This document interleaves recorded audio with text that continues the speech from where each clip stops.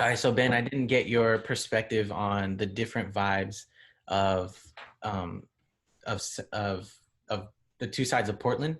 So the Hmm. east side and the west side of Portland. Chinatown's more of where we play, which is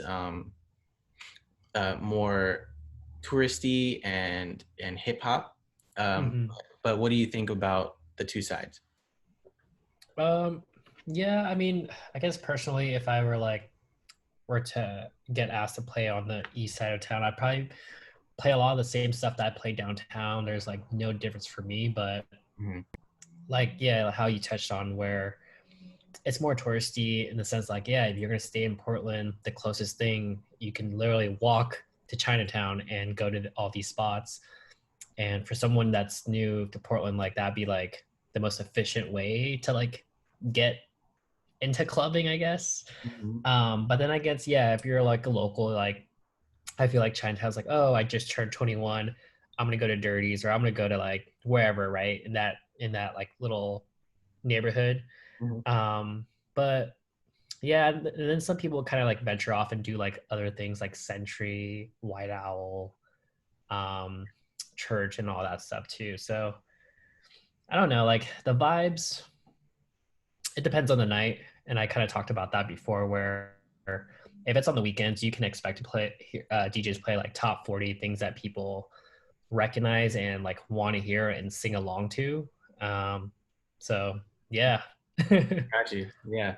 Um, so what is the type of genre of music that you would enjoy, like to have incorporated more in your mixes? um, I think like more like that feel good like type, and I have like a series on my SoundCloud that I've been like kind of putting together different mixes, but it all has to do with like that range from anywhere like the 105 to like the 115 BPMs. So it's not super like hype or anything, but it's more of like that danceable funk, um, pop, not so much hip hop, but more like that just feel good. Like, yo, like I'm gonna get my day started, or like, hey, it's midday and like I just need a little bit of energy, you know? Right. Um, I feel like I want to incorporate that a little bit more, but with the whole club thing, it really boils down to where you're playing. Because one, like if you take, I feel like for me personally, but if you take way too many risks, because the place is so small, one, they can all leave, or two, you can bring a shit ton of people in. So Mm. it kind of just depends on like how your night is going and what you feel. And for the most part, like when I DJ, I don't drink or anything, so I'm pretty on top of my game. Unless like somebody comes like, hey, can I get you a shot, or like can I get you a beer, and to get sales I'm gonna be like, yeah, get me a shot or get me a beer. But after years of that I can see how it'd be kind of unhealthy, but whatever. Whatever. Yeah, no, I feel the same way. It's like that. It's like that Sunday vibe. It's like that day party vibe. Like more bounce that you do. With my Yeah. yeah, Hmm. yeah. I've been to one of those. I would say it's like one of the best day parties I've been to, and I've only been to a couple. But yeah, it was a great vibe. Like seeing all of you guys rotate and have a different music selection and style. It was a really good experience. Mm. Yeah, and I kind of miss it. Kind of miss going to those and seeing you do your thing. Yeah, man, like I enjoy those things a little bit more. It's like, not as like ratchet, and like you just get to be with around cool people that like appreciate like different types of music, and you're not listening to the same like 50 songs that you would hear every night, like Hmm. that new joint with Cardi and Megan. Like you probably play that shit like three times a night if like people were, like, I mean, as a DJ, I feel like I don't really like playing a song more than once, but Hmm. I've learned to like, you know what, people rotate, and like they might not be there in this next hour, so you might get away with playing it again. And most of the time, like they don't really care. Hmm. But for me, I try to like keep it interesting and not play it more than once. But every now and then, I'll like do it just for the fun of it. Yeah, yeah, for sure. I try to stay away from that too, um, especially since I try to create challenges while Mhm. DJing, um, like maybe staying away from playing it twice or two times. Sometimes you have to, or not have to, but sometimes um, it's the right moment, and Yeah. you need to just put it in there. You know, I had this one homie that I interviewed, and I saw in one of his videos he had this crate called "Do Not Play," and I found it Mm. interesting. I found it very interesting. I was like, "What's in your Do Not Playlist? Like, why would you ever have that?" and Yeah.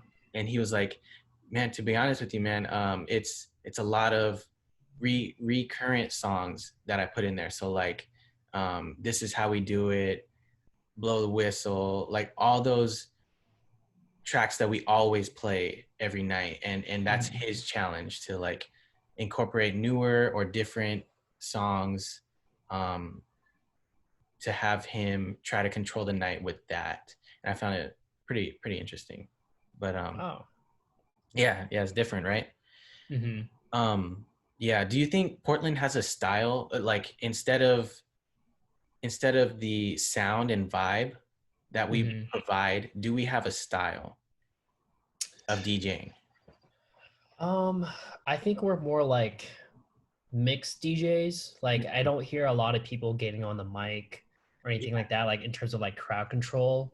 Mhm. Um, I think you, Mikey, B, um, DJ Wicked, except he doesn't really spin in like, like the clubs that we do. He kind of does his own things, and Mhm. that's super dope. There's only like a few people that I know personally that are good technical DJs and they do it tastefully in the clubs, Mhm. where like it sounds good and it makes sense. Mhm. And that's not just like only scratching, but like either tricks or like dope transitions. But for the most part, I say Portland club DJs, like the working DJs, they're like mix artists, like they know how to put together like a dope playlist for the night wherever they're spinning. Yeah. I kind of lean on the fence of that way. Me personally, like doing all the technical shit is fucking hard, like especially doing that shit live. And like bravo to everyone that like does that. And I challenge myself to do it in like my opening set or like a closing set if it's kind of like whatever. Mhm. But it just the style, man, I think it's more mixing. Like I've never been to the East Coast before, but I've heard from a buddy of mine, like, yeah, it's more about like crowd control, like getting on the mic and like, Mhm. there's some people that do it and it's like, it's way too much. Like they're not even engaged in the music no more. Like you're just talking over them Right. and not saying no names, but there's a place I went to that's not around anymore. And I felt like Because of they him. were, what's up? Because of him. No, I'm just kidding. Oh man, I don't know, Not, but not, basically like this dude was kind of like promoting other nights instead of making that night special. You know mm, what I mean? Like every few like 2 3 songs would hop on the mic, hey, make sure to come to this Friday, we're doing this. It's like, okay, like you only need to say like maybe like twice throughout the night. mm, But that's just my opinion. I don't know like his background of like how he got into DJing or what's worked for him, but to me, like one of our jobs is to read the room. So if you're making those announcements and you're looking at those people and they're not engaging, like, yo, like that's not the right way to do it. yeah. Yeah, definitely. You have to make them, yeah, well, especially promoting, man. That's not engaging with the crowd. That's just like telling people to go do something with instead of vibing out to right now, which is fine. Like you can promote something, but Mhm. don't do it over and over. Yeah, no, I feel like you're right. Like Portland is a mixing type of style, and there's really good DJs like you and other people that I know that you don't really have to control the crowd with the mic or be technical if you're really good at what you do, and I've seen it happen where you can control the crowd with just music, and it's a really good style to have. But I do wish that Portland was more of a mic technical type of style too, which is with the crowd control, because sometimes Dirty would be the most um, would be the one place where people really go to, right? In that Chinatown, that's that one spot that everybody's like, oh, let's go to Dirty because there's a lot of people. I'm not saying Yeah. that tube is not like that or anywhere, but it's just there's a line. There's always a line out there, right? Yeah. So when I've DJ'd there, um, like we're a mixing type of DJ, and from what I see, that type of room needs more than just mixing. Like we need to be more engaging with the crowd on the mic, be energetic, um, and we just don't have that. So we see a lot of people just being wallflowers and standing still most of the Yeah. time. Even though there's a lot of bodies in the room, they're not moving at all, and Yeah. that's what kind of sucks. I really do hope that Portland will be more like the East Coast style, which is more crowd controlling with the mic. Yeah. And especially for us, like that's a challenge for us to be more public speaking and engaging. Yeah. To kind of go off of that, like somebody told me this, but I forget, but like if you're like a DJ, most of the time you're like, now this is not true. I think what whoever said this was kind of like generalizing, but if you're a DJ, you're kind of like in a sense like antisocial. Like you want to be a part of the night, but you're just there to kind of like facilitate it. You're Mm-hmm. not that person who's like, oh, like, hey, how are you? What's going on? You're like there, send the vibe, you just chill, you're cool. Especially for like mixed DJs, I think, right? Like someone that's not super comfortable on the mic.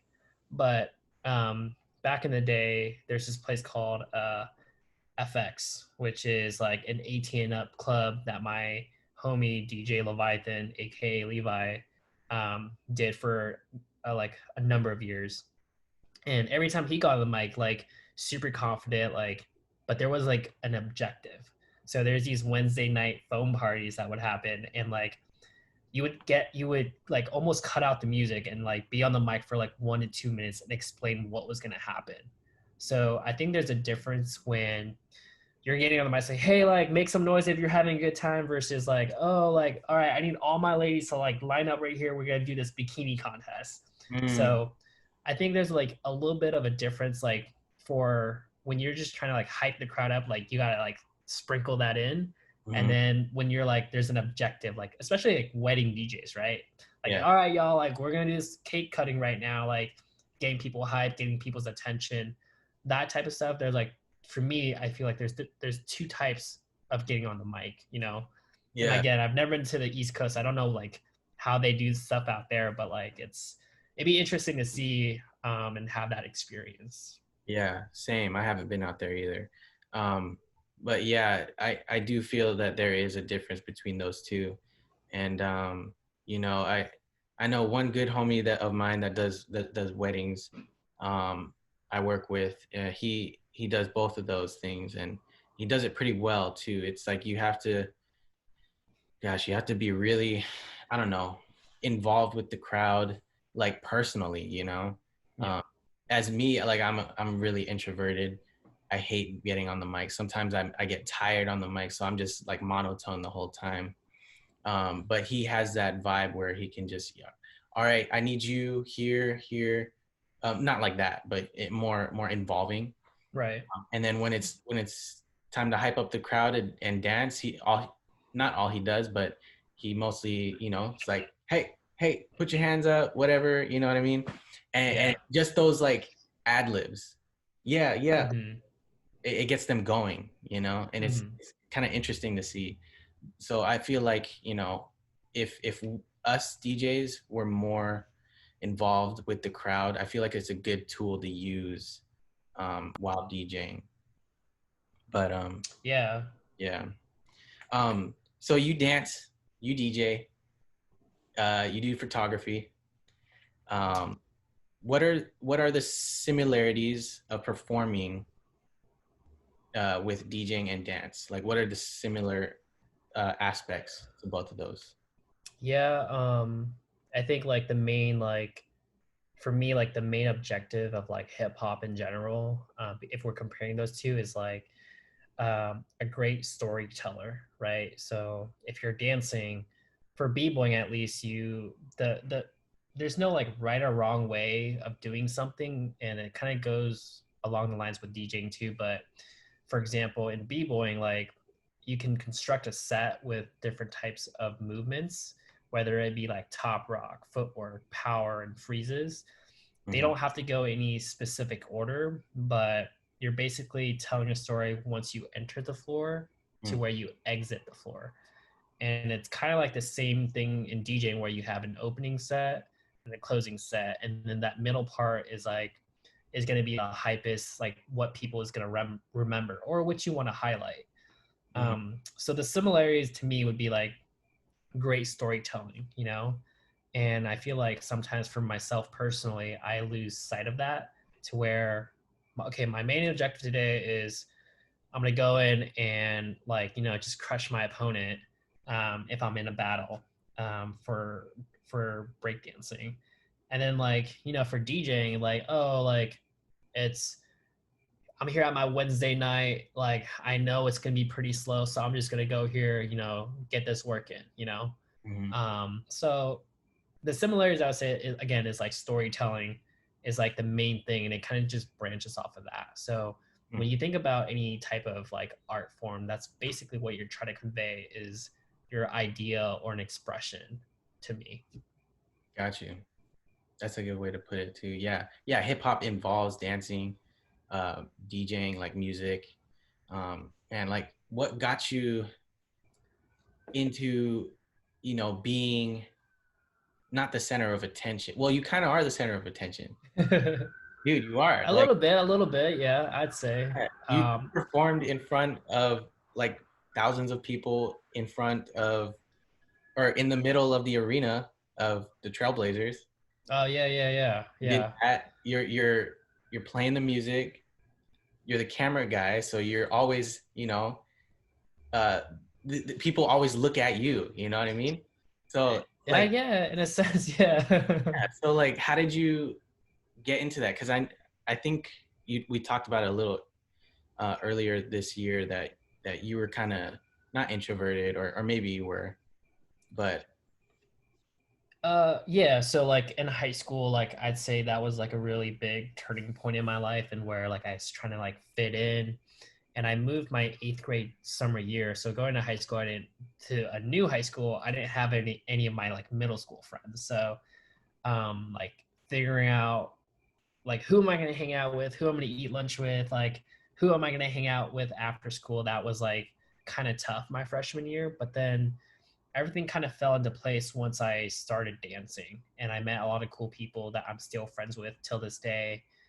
And yeah, man, like it's just kind of like you meet great people, and the cool people that stick around, like they really, like they care for you. And fuck, I don't really know where I'm going with this, but I'm kind of just rambling on. no, you're But yeah, man, it's just like the one thing I will say though is these are all the like my passions of what I enjoy doing.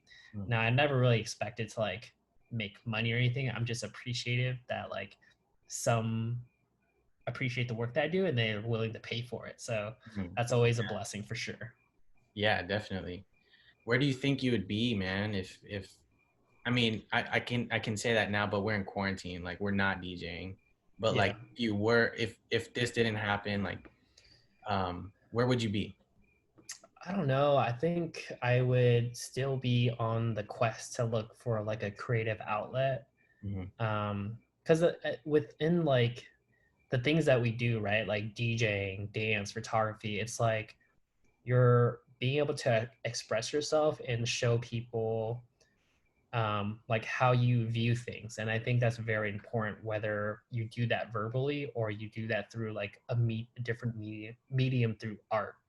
Hmm. So I think art is gonna save the world, dude. Like, no matter what's going on, like art never fails. Like, that's what people like think of, Yeah, whether that's media or music or like sculptures. It's like it's a beautiful thing. But yeah, definitely. I don't know what I would do, man. Like I always see like these things I would like to try, but I'm so vested with like DJing and dance and photography that like I just want to be a master at those things, you know? Right. And those things made me happy. They made me money. I got to meet like a lot of cool people that I've never thought I would ever meet. But thanks to those things, like, you know, you have like a solid connection and network. Yeah, definitely. Um, yeah, and I would assume that all those things like can open doors for you as well. Like, being a photographer, like, hey, can you do this for my wedding? You could DJ a wedding, and then I don't know dances, but I'm sure there's like some gigs for dancing too. Um, Mm-hmm. what are some things that you're doing in quarantine uh, that I don't know, since DJing is out of the picture in public? Yeah, I've been really focusing on my health. I know, like, you know, being in the nightlife industry and, you know, having a day job as well really takes a toll on your body Mm, mentally and physically. Like, I realized, you know, like I wasn't in shape and I wasn't like, I gained a few pounds, you know, but if you kind of like don't pay attention to those things, like it slips by and like you're 10 years in, you're like, holy shit, like I let myself go, you know? So I'm mm, kind of thankful for this little break and yeah. the fact that one, hey, I get to work on my health. Two, it's a nice break to where like, oh, when I come back, it's gonna have this new feel. It's gonna be more refreshing, you know? Hmm. But at the same time, it's like, oh fuck, I didn't play music for a live audience in like 4 months. Like, what the fuck do I play? Or like, you know what I mean? Yeah. I know we were talking about this earlier too, that you were thinking of not DJing anymore. Like you wanted to. Yeah, like I mean, maybe like not DJ in the club scene, or maybe just not DJ in Portland for a little bit, you know, just take a little break. And um I guess the scary part about that is like, you know, DJs are replaceable, right? Like sure you may have like your own sound and like your own vibe that you bring to the table to that venue, but Mhm. you're replaceable, you know, like which you kind of have to think about when you're getting into this type of industry or anything that you do. Like you Mhm. want to be the best at what you can do, because then you're not replaceable. Like rest in peace Kobe Bryant, you know. Right, right. um he was like a major player in the game, and I'm not a big basketball fan myself, but like he's not replaceable. Hmm. But in the terms of like your own personality, yeah, like that's very important. But as like a working DJ, a mixing DJ, you know, um you are replaceable, and that's just the reality of it, Right. and that's just the business aspect of it, and I get that. Hmm. But sometimes you just have to go with your gut and, you know, do what you got to do.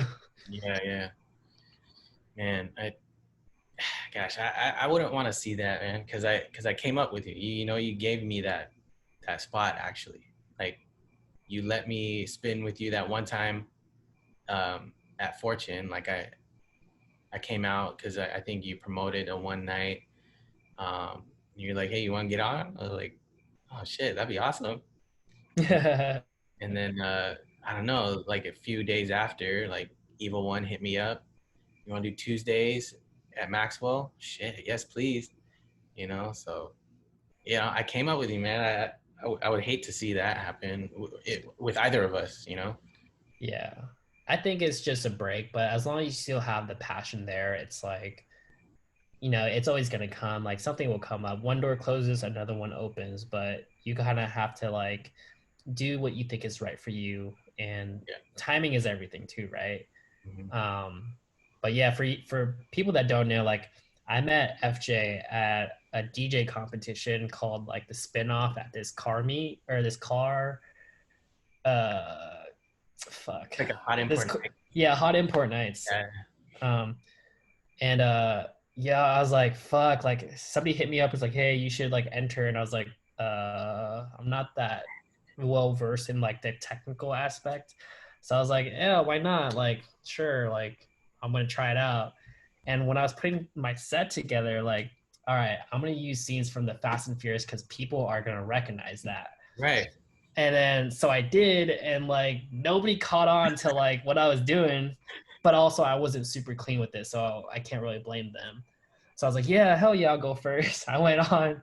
I was like, all right, and I messed up like a bajillion times, and Uh-huh. I was like, okay, whatever.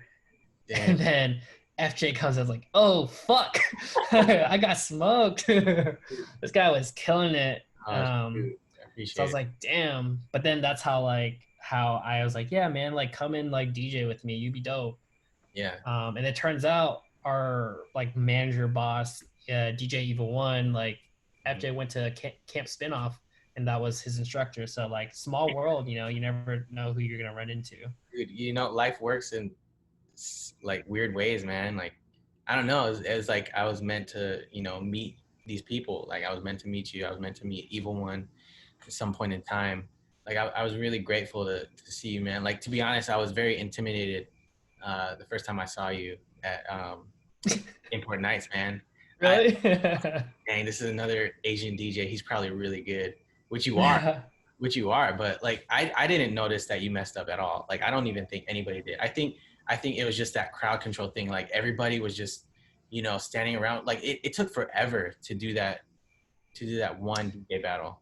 Yeah, it's the other thing too, man. Like it's you're DJing for like one, it's like an all age event, so you're DJing for kids and adults.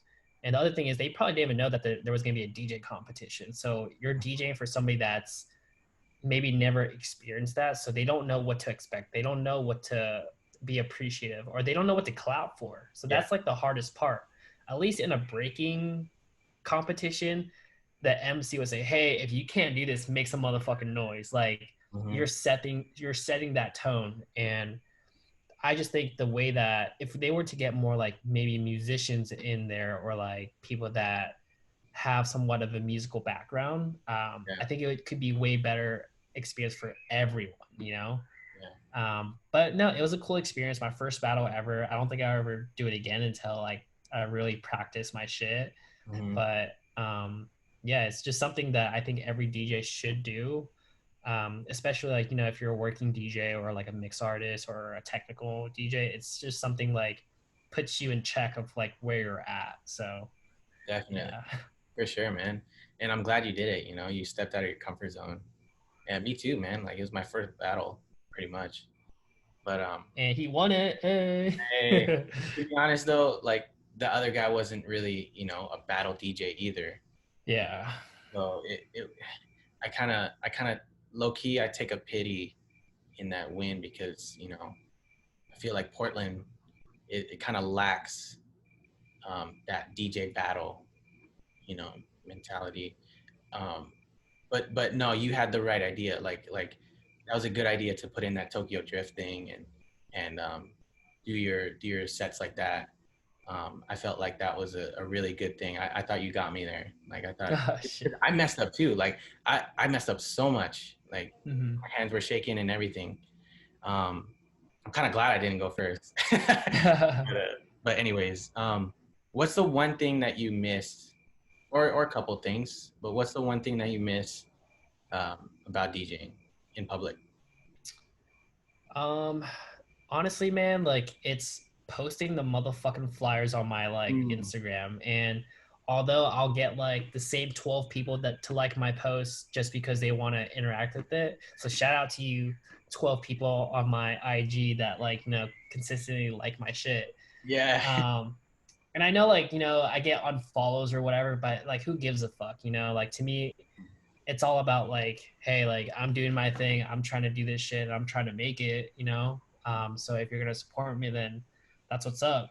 Yeah. And but that's like probably the biggest thing is like getting ready for that night, or looking forward to like, oh, it's Friday, it's Saturday. It's Mhm. like my favorite thing to do like throughout the week is like, although it's work, it's like it's not work for us because like it's so fun. And I feel like you get to meet new people, and like, no, if you're a single dude, shit, man, like honey's everywhere, shit. Yeah, yeah. You, but you had a lot but of yeah, time. man. Yeah, you had a lot of It's time. nah. It's so I always tell people this, like everybody has their face value, right? So like when Yeah. you're walking down the street, like whoever you're attractive to or they're attracted to, you have this face value of like, oh yeah, maybe he's like a solid 4 or something, but like catch them in their environment and they're just killing it. Damn, they're a solid 10, man. Like, you know what I Yeah. mean? Yeah. Like get to know that person and like, damn, they're like way more attractive. So but yeah, dude, Exactly. I miss like flexing through Yeah. like, yeah, I'm the fucking DJ. Let's fucking go. Like, we're gonna Go. have a good time. Yes, We're sir. gonna get ratchet. You're gonna shake that ass. Yes, sir. Yeah, I think the one thing I miss too is just being across from you, man. Like he would be at Tube on Fridays, I would be at Maxwell on Fridays, and they're right next to each other. And Hmm. so, at the end of the night, like, we I'd be tired, like I'm ready to go home. I'm ready to meet up with you and see how your night was going, see who had a good night and who didn't, and or not saying that it was like that, but just see how the vibe went. I think Right. that's what I missed most was just like the after talks of the night. Just like the night's done, it's Yeah. over with. Get to catch up with the homie and go home. You know what I mean? Yeah. Yeah, I I think. mean, this summer, like I had like a bunch of like goals and plans I wanted to do in terms of like trying to stack and like eventually buy a house someday, but fucking COVID Dude, that fucked up everything. dude, So yeah, I know, man. Stuck in retail, man. yeah, for the Ah, time being, but yeah, yeah. man. I saw those old phones that you were carrying. Uh, Yeah. Dang, how'd you get those? All right. So for you guys that don't know, I work at AT&T right now. I used to work at AT&T back in the day, but I came back because your Mhm. boy needed some regular money. Mm, But no, we have this box full of like phone donations that people can like recycle their phones and shit. So we're just going through them and kind of sorting them out, and like it brought up back a lot of memories in terms of like all the phones that I couldn't afford when I was younger. So like I saw a BlackBerry, I'm like, damn, if you had one of these, shit, jeez. you like had girls because you had money. And like all these iPods and stuff. It's like, damn, Yeah, like what's a fucking iPod? You can just stream everything now. Like I remember like LimeWire, you had to illegally download your shit. Like you got a bunch of viruses. yeah. But yeah, man, so much memories and like yeah.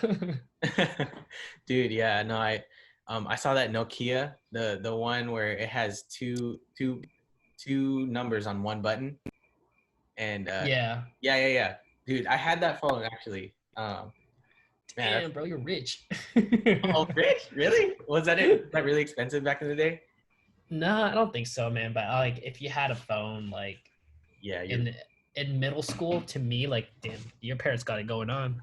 Got you, yeah. No, I remember that phone had like Snake on it. I was playing the shit out of Snake. Yeah. Um, dude, that iPod, man. Like, I remember, like, I had the white big one, and Hmm. like just that touchscreen was so high tech to me. Just Yeah. through all the music and just circling your thumb. But yeah, man. Well, shoot, man. I think that's a good ending point. All right. Yeah, man, it was good to catch up with you, man. It's been a long time since I've seen you. Yeah, Uh, long ass time. yeah. And here's my cat, Mochi. Or, he can come by and Uh-huh. see. Yeah, there he is. Mochi. It's the famous Mochi. Yeah, Dude. super cute. Yeah. But yeah, man, it's been a long time. Good catching up, dude. Like, Yeah, man. continue to crush it, bro. Like, when this is all over, like, Hmm. I hate saying that because it's like, when is it gonna be over? But Right, right. now, man, heard- like, I I heard wanna. What's up? I heard that they're opening up in October, all the clubs, but I'm not too sure. That's just a Yeah, rumor that I've we'll heard. see, man. But now, man, like, how we said, like, yeah, we want to play in other cities and other markets and stuff. Like, that's still one of my goals. So, like, yeah, we gotta do something like that together. It'd be super Dude, dope. dude, Yeah, yeah, no doubt, man. Like if I have anything going on, like in I don't know Spokane or something, Washington, I'll hit you up, man, and hopefully we for could do something, sure. dude. That'd be so dope, man. That'd be fun, dude. It'd be Two Portland, fun. two Portland people in a different state, man. That'd be a cool cool time. But yeah, man, like shoot, I always like catching up with you, man, and talking to you. I feel like you helped me throughout my journey as a DJ, and like I said, like I felt like it was meant for me to meet you at some point in time. That's Um, what's up. That's yeah, cool, man. you're just a cool guy, man. I feel like I talk to you about anything. But anyways, thank you for coming on. I All right, appreciate bro. you. Uh, Later. I'll let you do your run, and I'll probably just stay home and be fat, but yeah, yeah. I feel you. All right, man. Have a good rest of your night, and I'll talk to you later. All right, man. Later.